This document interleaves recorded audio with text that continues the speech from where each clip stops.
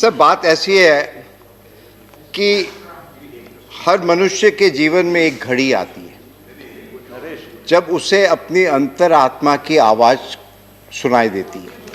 Sir मेरे जीवन में भी आज ऐसी ही घड़ी आई है। अब मैं यहाँ बैठकर सोच रहा था कि हम राजनीति में क्यों आते हैं। देश के लिए आते हैं, सबसे सर्वोपरि होता है देश। अभी 2 दिन पहले बस 2 मिनट, माननीय प्रधानमंत्री और गुलाम नबी आज़ाद दोनों, एक सत्ता पक्ष एक विपक्ष, मगर अपनी भावना देश के लिए थी। सर आज मेरे जीवन में भी ऐसी घड़ी आई है।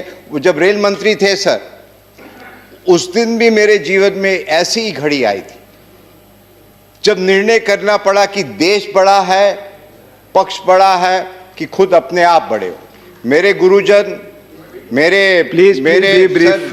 हाँ 2 मिनट सर, मेरे सर हम ज्यादा बोलते नहीं है कभी, जानता हूं, मैं जानता हूं, पर चूंकि मेरे सर गुरुजन, मेरे बाप बाप, जब मुझे बेस्ट पार्लियामेंट का अवार्ड मिला था तभी भी मैंने ये कहा था कि मुझे उस लायक बनाया। तो आज भी जब देखते हैं कि देश की क्या परिस्थिति, पूरी दुनिया हिंदुस्तान की तरफ देखती है।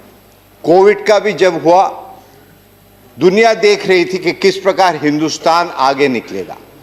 बहुत अच्छी तरह सबने मिलकर, जैसे प्रधानमंत्री ने बताया कि 130 करोड़, मगर नेतृत्व उनका था। तो सर कहने का मकसद यही है कि जिस प्रकार से वायलेंस हो रहा है हमारे प्रांत में, जिस प्रकार से लोकतंत्र में कुछ भी हो, तो मुझे यहाँ बैठा बैठा बड़ा अजीब लग रहा है कि मैं करूँ क्या।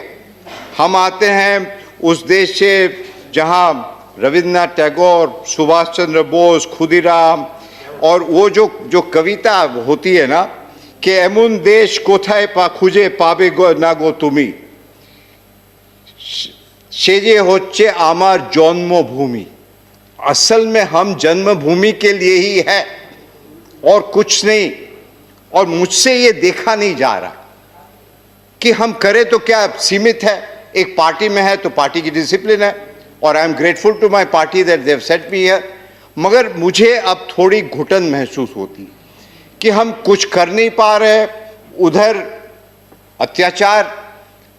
तो मेरी आत्मा की आवाज़ आज ये कह रही है, और वो स्वामी विवेकानंद जो कहते थे, arise awake and stop not till the goal is reach.